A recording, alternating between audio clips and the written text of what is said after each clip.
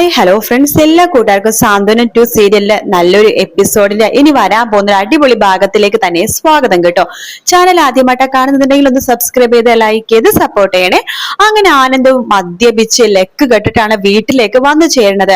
ദേവി ആനന്ദിന്റെ അടുത്ത് വന്ന് കിടക്കുന്നുണ്ട്. കാരണം സ്വയം ബോധമുള്ള സമയത്ത് ആനന്ദ് ദേവിനെ അടുത്ത് കിടത്തില്ല.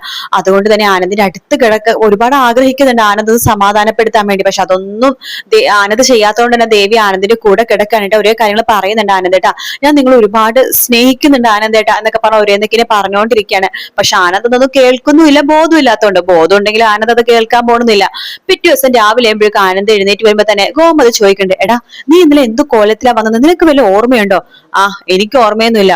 ആ കുടിച്ച് ഞാൻ ചത്തില്ലേ, ചാവാൻ വേണ്ടിയിട്ടാണ് ഞാൻ കുടിച്ചത്. നീ എന്താണ് ഇങ്ങനെയൊക്കെ, നീ എങ്ങനെയൊക്കെ വരുമ്പോ ദേവി മോൾക്ക് എന്തുമാത്രം വിഷമാവോന്ന് നീ ആലോചിച്ചിട്ടുണ്ടോ? പിന്നെ അമ്മയുടെ ഒരു ദേവി മോള്, അമ്മക്ക് എപ്പോഴും അവളുടെ വിഷമം മാത്രമാണ് ഇപ്പൊ നിങ്ങൾക്ക് എല്ലാവർക്കും വലിയ കാര്യമല്ലേ? എനിക്ക് മനസ്സിലാവുന്നുണ്ട്. ഈ വീട്ടിൽ ആർക്കും ഒരു കുഴപ്പമില്ല, എന്റെ കുഞ്ഞ് നഷ്ടപ്പെട്ടില്ല, ആർക്കും ഒരു വിഷമവും. എല്ലാവർക്കും വിഷമം അവളുടെ കാര്യം ഓർത്തിട്ടാണ്. അയ്യോ ദേവിമോള് വിഷമിച്ചു, അയ്യോ ദേവിമോൾക്ക് അങ്ങനെയായെന്നല്ലോ എന്നിട്ടാണ് എല്ലാവർക്കും വിഷമം. അല്ലാതെ എന്റെ കുഞ്ഞു പോയതിൽ ആർക്കും ഒരു വിഷമമില്ല. എല്ലാത്തിനും കാരണം ആ മൂദേവിയാണ്, അവളാണ് എല്ലാത്തിനും കാരണം എന്നൊക്കെ പറഞ്ഞിട്ട് ആനന്ദ് ദേവിനെ കുറ്റപ്പെടുത്താണ്. അത് കേട്ടുകൊണ്ട് ആര്യൻ അവിടേക്ക് വരുന്നുണ്ട്. ഏട്ടാ കാര്യം അറിയാതാണ് ദേവിയടുത്തിനെ കുറ്റപ്പെടുത്തുന്നത് കേട്ടോ. ഞാൻ എല്ലാം അറിഞ്ഞുകൊണ്ട് തന്നെയാണ് കുറ്റപ്പെടുത്തിയത്. അവള് കാരണമാണ് ഈ കുടുംബത്തിലെ പേരക്കുട്ടി ഇല്ലാതായത്. അത് നിങ്ങളിത് ആലോചിക്കാത്തത്. അവളുടെ ശ്രദ്ധക്കുറവ് കൊണ്ട് മാത്രമാണ് ഇങ്ങനെയൊക്കെ സംഭവിച്ചത്. അപ്പൊ ആകാശ് പറയണ്ടേട്ടാ, അങ്ങനെയൊന്നും പറയലേട്ടാ.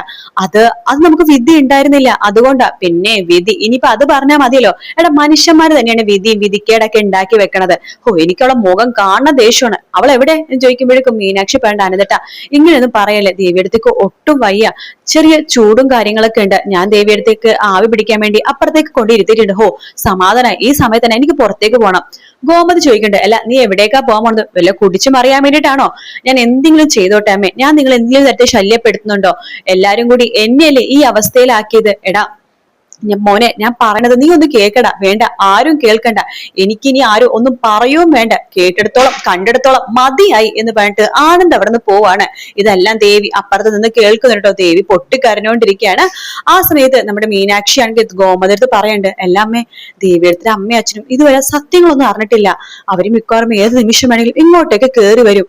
അവരുടെ അടുത്ത് സത്യങ്ങൾ തുറന്ന് നേരത്തെ പറയേണ്ടതായിരുന്നു. ഇനിയിപ്പോ എന്ത് ചെയ്യുമേ? അതാ മീനു, എനിക്കൊന്നും അറിയില്ല. അവരിതെങ്ങാനും അറിഞ്ഞ അവരിതെങ്ങനെ സഹിക്കും? പിന്നെ അത് മതി വലിയൊരു പ്രശ്നത്തിന്. ആനന്ദാണെങ്കിൽ ഈ അവസ്ഥയിൽ നടക്കുന്നതും നീ കണ്ടില്ലേ? ഇനിയിപ്പോ എന്താ മീനു നമ്മൾ ചെയ്യാം? എനിക്കറിയില്ല അമ്മേ. എന്തായാലും അവരോട് അങ്ങോട്ട് പോയി കാര്യങ്ങളൊക്കെ പറയേണ്ടതായിരിക്കും നല്ലത്. ഇവിടെ വന്ന് അറിയണേക്കാൾ നല്ലത് അവിടെ പോയിട്ട് കാര്യങ്ങളൊക്കെ പറയുന്നതായിരിക്കും. ശരി, ഞാനൊരു കാര്യം ചെയ്യാം, ബാലേട്ടനോട് പറയാം. ഞാനും ബാലേട്ടനും കൂടിയിട്ട് നമ്മുടെ ഉദയഭാനുസ്ഥാന വീട്ടില് പോയിട്ട് നടന്ന കാര്യങ്ങളൊക്കെ പറയാം എന്നിങ്ങനെ പറയണം.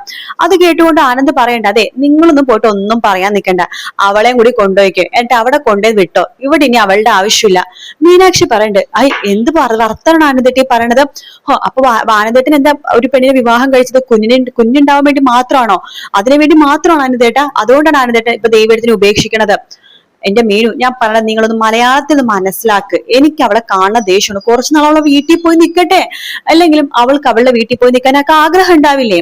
മീനാക്ഷി പറയണ്ട, ആനന്ദേട്ടാ ഇവിടെ ഉള്ള അത്രയും ആൾക്കാരൊന്നും അവിടെ ഇല്ലല്ലോ. ഉദയഭാനു സാറ് രാവിലെ എന്തെങ്കിലും ബിസിനസ്സും കാര്യങ്ങളൊക്കെ കണ്ട് പറഞ്ഞിട്ട് പോകും. പിന്നെ ശ്രീ ആന്റി മാത്രമല്ലേ ഉള്ളൂ. ആ ആന്റിക്ക് നോക്കാൻ പറ്റുമെന്നില്ല. ദേവിയടുത്തേക്ക് ശരിക്കും കെയറിങ്ങും കാര്യങ്ങളൊക്കെ ആവശ്യമാണ്. ദേവിയെടുത്ത് ഇവിടെ തന്നെ നിൽക്കുമെന്ന് പറയുമ്പോൾ ആനന്ദ് ഭയങ്കര പൊട്ടിത്തെറിക്കാട്ടോ. ഇതൊക്കെ കേട്ട് നമ്മുടെ ആര്യനും ആകാശനും ദേഷ്യം വരുവാണ്. അപ്പൊ ആര്യം പറയണ്ട, ആകാശേട്ടാ ഇങ്ങനെ പോണെങ്കിൽ ഞാൻ സത്യങ്ങളൊക്കെ വിളിച്ചു പറയും ആനന്ദേട്ടനടുത്ത്. ആര് കാണാണ് കുഞ്ഞ് നഷ്ടപ്പെട്ടെന്നുള്ള സത്യങ്ങളൊക്കെ ഞാൻ വിളിച്ചു പറയും എന്ന് പറയാണ്. അപ്പൊ ആകാശ് പറഞ്ഞു, നീ ഇപ്പൊ സമാധാനപ്പെടുത്തി, അതെങ്ങാനും അറിഞ്ഞു കഴിഞ്ഞാൽ ആനന്ദേട്ടന്റെ ഇപ്പത്തെ മാനസികാവസ്ഥ അറിയാലോ, എന്തും ചെയ്യാൻ മടിക്കില്ല എന്നൊക്കെ പറയാണ്.